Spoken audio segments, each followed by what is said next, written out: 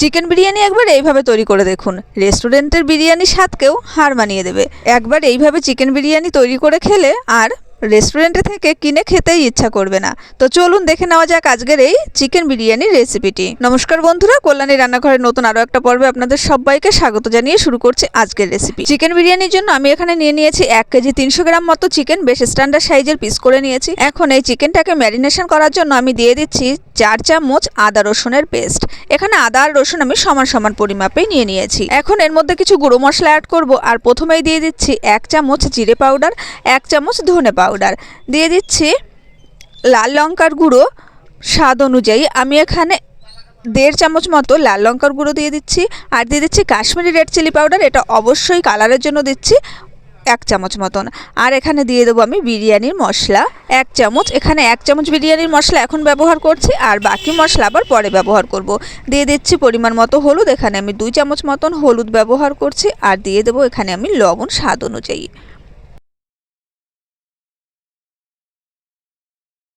কিছুটা গোটা গরম মশলা দিয়ে দিলাম, দিয়ে দিচ্ছি এলাচ, লবঙ্গ আর দারচিনি। আর দিয়ে দেব রোজ ওয়াটার আর কেওড়া ওয়াটার। এখানে মোটামুটি 1 চামচ মতন আমি গোলাপ জল দিয়ে দিলাম, আর 1 চামচ মতন দিয়ে দিচ্ছি কেওড়ার জল। 2 চামচ মতো ঘি দিয়ে দিচ্ছি। আগে আমি 1 চামচ দিয়ে দিয়েছি, আর পরে এখন আর খানিকটা পরিমাণে আমি দিয়ে দিলাম। এবারে এই ঘিটা দেওয়ার পরে ভালোভাবে মেখে নিতে হবে। তবে এই ম্যারিনেশনের সময় কিন্তু তেল দেওয়ার কোনো দরকার নেই, জাস্ট এই ঘিটা দিয়ে দিলাম। এবার ভালোভাবে মাংসর সঙ্গে এই মশলাগুলো সব মাখিয়ে নিতে হবে। তবে এইভাবে মশলার সঙ্গে মাংসটা আগে মাখিয়ে নিয়ে জাস্ট রেস্টে রেখে দিতে হবে 1 থেকে 1.5 ঘন্টা। আর এইভাবেই যদি বিরিয়ানিটা তৈরি করা যায়, দেখবেন বিরিয়ানির টেস্টটা কিন্তু ভীষণ সুন্দর হয় এবং এই মাংসর মধ্যে কিন্তু সমস্ত ফ্লেভারগুলো খুব ভালোভাবে ঢুকে যায়। তো আমি রেস্টে রেখে দিচ্ছি 1 ঘন্টার জন্য। এদিকে ভাতটা তৈরি করে নেব, আর তার জন্য আমি ওভেনে জল বসিয়ে দিয়েছি। আর জলের মধ্যে দিয়ে দেবো স্বাদ অনুযায়ী লবণ। তো এই ভাতটা তৈরি করার সময় অবশ্যই স্বাদ অনুযায়ী লবণ দিয়ে দেবেন। এখন এই জলের মধ্যে কিছু গোটা মশলা দিয়ে দিচ্ছি, আর এর মধ্যে দিয়ে দিচ্ছি দারচিনি, ছোট এলাচ, বড় এলাচ, স্টার, জয়ত্রী, জায়ফল, তেজপাতা আর সাজিরে। এগুলো জলের মধ্যেই আমি দিয়ে দিয়েছি, তবে আপনারা চাইলে পুটুলি করেও দিতে পারেন। দিয়ে দিচ্ছি সাদা তেল, যাতে করে ভাত জড়িয়ে না যায়। আর তারপরে চাল দিয়ে দিয়েছিলাম। চালটা ভালোভাবে ধুয়ে 40 মিনিট ভিজিয়ে রেখেছি। তারপরে আমি এই চালটা দিয়ে দিয়েছি। আর এই ভাতটা 70% মতো সিদ্ধ হওয়ার পরে কিন্তু এটাকে নামিয়ে নিতে হবে। সম্পূর্ণভাবে ভাতটা কুক করে নেওয়া যাবে না, জাস্ট 70%। যখন ভাতটা রান্না হয়ে গেছে তখন আমি ভাতের মার ঝারিয়ে নিয়েছি। তারপরে ওভেনে কড়াই বসিয়ে দিয়েছি, আর কড়াইতে দিয়ে দিয়েছি 1/2 কাপ মতন সাদা তেল। তেলটা ভালোভাবে গরম হওয়ার পরে দিয়ে দিয়েছি কুচি করে রাখা পেঁয়াজ। পেঁয়াজটাকে বেরেস্তা তৈরি করার জন্য সামান্য একটু হলুদ দিয়ে যদি বেরেস্তাটা তৈরি করা হয়, তাহলে কিন্তু পেঁয়াজের বেরেস্তার কালারটা ভীষণ সুন্দর হয়। তো আমি সামান্য হলুদ দিয়ে পেঁয়াজের বেরেস্তাটা তৈরি করে নিচ্ছি।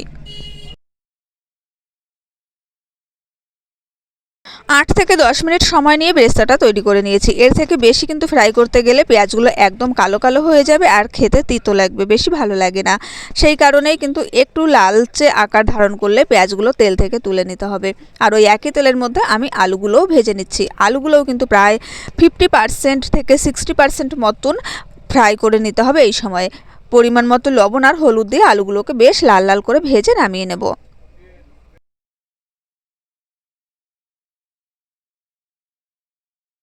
কড়াইতে যে তেল রয়েছে ওই তেলের মধ্যে আবারও খানিকটা পরিমাণে পেঁয়াজ কুচি দিয়ে দিচ্ছি, আর পেঁয়াজটাকে একটু গোল্ডেন ব্রাউন কালার করে ভেজে নিতে হবে। পেঁয়াজটা ভাজা হয়ে গেলে ম্যারিনেট করে রাখা চিকেনটা এর মধ্যে দিয়ে দেবো। চিকেনের মধ্যে যেহেতু সমস্ত মশলা দিয়েই আগে থেকেই ম্যারিনেট করা আছে, তাই আর এখন এক্সট্রা কোনো মশলা দেওয়ার প্রয়োজন নেই। এবার জাস্ট চিকেনটাকে একটু রান্না করে নিতে হবে, মোটামুটি 70% মতো কুক হওয়া পর্যন্ত। যে পাত্রে ম্যারিনেশন করে রেখেছিলাম ওই পাত্র ধোয়া সামান্য একটু জল দিয়ে দিলাম, আর একটু নাড়াচাড়া করে নিচ্ছে যাতে করে চিকেনটা ভালোভাবে কষানো হয়ে যায়। আর চিকেনটা কষানোর সময় গ্যাসের ফ্লেম অবশ্যই রাখতে হবে মিডিয়ামে। 5 মিনিট মতো বাদে ঢাকা চাপাটা খুলে নিয়েছি। আর ঢাকা চাপাটা খোলার পরে একটুখানি নাড়াচাড়া করে নিতে হবে, যাতে করে নিচে ধরে না যায়। তবে গ্যাসের ফ্লেমটা মিডিয়ামে থাকায় নিচে ধরে যাওয়ার কোনো চান্স থাকবে না। তবে গ্যাসের ফ্লেমে হাই দিয়ে রান্না করলে কিন্তু চিকেনগুলো কুক হবে না, এদিকে মশলাটা একদম শুকিয়ে যাবে। আর এই সময় দিয়ে দিচ্ছি ভেজে রাখা আলুর টুকরোগুলো। আলুটা দেওয়ার পরে একটু নাড়াচাড়া করে নিতে হবে, যাতে করে সমস্ত মশলার সঙ্গে আলুটাও খুব ভালোভাবে মিশে যায়। আলুটা মশলার সঙ্গে ভালোভাবে একটু নাড়াচাড়া করে নিয়ে দিয়ে দিচ্ছি আমি হাফ কাপ মতন জল। এই হাফ কাপ জল দিয়ে আবারও একটু নাড়াচাড়া করে নিয়ে ঢাকনা দিয়ে আবারও 5 থেকে 6 মিনিট একটু কুক করে নেব। আর এই 5 থেকে 6 মিনিটের মধ্যেই কিন্তু চিকেনটা প্রায় 70% কুক হয়ে যাবে।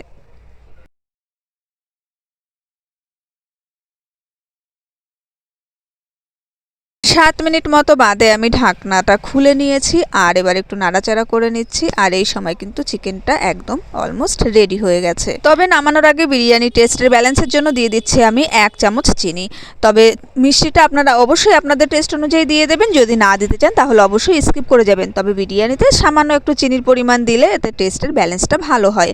তো চিনিটা দেওয়ার পরে ভালোভাবে নাড়াচাড়া দিয়ে এটা গ্যাসের ফ্লেম অফ করে রেখেছি। এদিকে হাফ কাপ পাউডার দুধের সঙ্গে 1.5 কাপ উষ্ণ গরম জল দিয়ে একটু দুধ তৈরি করে নিয়েছি, তবে আপনারা লিকুইড দুধ ব্যবহার করতে পারেন। এখন এই দুধের মধ্যে 2 টেবিল চামচ কেওড়া জল, 2 টেবিল চামচ গোলাপ জল আর কয়েক ফোঁটা মিঠা আতর দিয়ে ভালোভাবে এটাকে মিশিয়ে রাখছি। তবে আমি এখানে কোনো ফুড কালার ব্যবহার করব না এই বিরিয়ানিতে, বা আমি কিন্তু কোনো রকমভাবে কেশর ইউজ করছি না। এখন যে পাত্রে আমি বিরিয়ানিটা দমে বসাবো সেই পাত্রে দিয়ে দিয়েছি সামান্য পরিমাণে ঘি আর তার মধ্যে দিয়ে দিচ্ছি এই দুধটা। আমি এই বিরিয়ানিটায় একদম ঘি কম ব্যবহার করব, তবে আপনারা যদি ঘি বেশি খেতে পছন্দ করেন তাহলে অবশ্যই ঘিয়ের পরিমাণ আরেকটু বেশি দিতে পারেন। এখন বিরিয়ানি লেয়ারগুলো সাজিয়ে নেওয়ার জন্য আমি প্রথমেই আলু আর চিকেন দিয়ে দিচ্ছি বেশ কয়েকটা।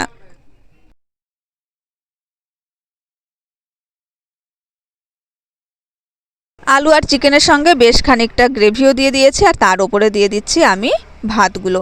ভাতটা কিন্তু একদম কুক হয়েছে, তবে বেশি কুক হয়ে গেলে কিন্তু ভাতটা একদম ঝরঝরা হবে না। বিরিয়ানিটা দমে বসানোর পরে কিন্তু এটা দলা পেকে যাবে, আর 70% কুক হলেই ভাতটা একদম কিন্তু বেশ ঝরঝরা হবে। তো প্রথমবারের লেয়ার তৈরি করার পরে আবার দিয়ে দিয়েছি চিকেন, আলু আর খানিকটা গ্রেভি, আর তার উপর থেকে দিয়ে দিচ্ছি বেরেস্তা, আর ওপরে দিয়ে দেবো খানিকটা বিরিয়ানির গুঁড়ো মশলা। এরকমভাবে আমি কিন্তু 2টো লেয়ার তৈরি করে নিয়েছি, আর এটা হচ্ছে লাস্ট লেয়ার যাচ্ছে। আর এর উপরে আরও খানিকটা ভাত দিয়ে দেব। ভাতের লেয়ারটা সাজানো হয়ে গেলে এবারে ওপর থেকে আরও খানিকটা দিয়ে দিচ্ছি বেরেস্তা, আর তার উপরে দিয়ে দেব আর অল্প পরিমাণে বিরিয়ানির গুঁড়ো মশলা, একদম সামান্য পরিমাণে গুঁড়ো মশলা দিয়ে দিচ্ছি। দিয়ে দেবো ওপর থেকে খানিকটা পরিমাণে গ্রেভি। আর এখন আর চিকেন বা আলু কিছুই দেব না, শুধুমাত্র একটু গ্রেভি দিয়েছি আর দুধ দিয়ে দেবো। যে দুধটা আমি রেডি করে রেখেছিলাম ওই দুধটা দিয়ে দিচ্ছি। দিয়ে দেবো 1 চামচ মতন ঘি। তবে আমি আবারও বলছি আপনারা ঘিয়ের পরিমাণ কিন্তু অবশ্যই এর থেকে বেশি ব্যবহার করতে পারেন, তবে আমি ব্যবহার করছি না। ভালোভাবে ঢাকা চাপা দিয়ে দিয়েছি। এদিকে একটা তাওয়া বসিয়ে দিয়েছি। তাওয়াটা ভালোভাবে গরম হয়ে গেলে গ্যাসের ফ্লেম একদম লো করে দিয়ে তার উপরে গামলাটা বসিয়ে দিয়েছি। আর গামলাটা বসিয়ে দেওয়ার পরে এটা আমি 40 মিনিট মতো দমে রেখে দিয়েছি। 40 মিনিট মতো বাদে এটা নামিয়ে নিয়েছি, তারপরে 10 মিনিট মতো অপেক্ষা করেছি আর এখন এটাকে আমি সার্ভ করে দেবো। তো দেখুন কতটা ঝরঝরে হয়েছে এই বিরিয়ানিটা কিন্তু একদম পারফেক্টভাবে রেডি হয়েছে। আর ঢাকনাটা খোলার পরে ভীষণ সুন্দর একটা গন্ধ বেরিয়েছে। তো যাই হোক, আজকের এই রেসিপিটি কিন্তু একদম রেডি হয়ে গেছে এখন সার্ভ করার জন্য। তো আশা করছি একদম সহজভাবে তৈরি এই বিরিয়ানির রেসিপিটি আপনাদের ভালো লেগেছে। ভালো লাগলে চ্যানেলটা সাবস্ক্রাইব করার অনুরোধ রইল। পাশে থাকা বেল আইকন অবশ্যই ক্লিক করে রাখবেন যাতে আমি নতুন নতুন রেসিপি শেয়ার করার সঙ্গে সঙ্গে নোটিফিকেশন পেয়ে যান। দেখা হবে পরের রেসিপির সঙ্গে, সেই পর্যন্ত ভালো থাকবেন। আজকের মতো